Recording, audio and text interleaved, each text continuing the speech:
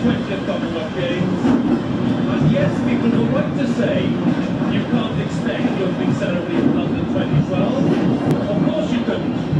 Glasgow's done it its own way. Scotland has done it its own way, with lots of colour and energy and humour.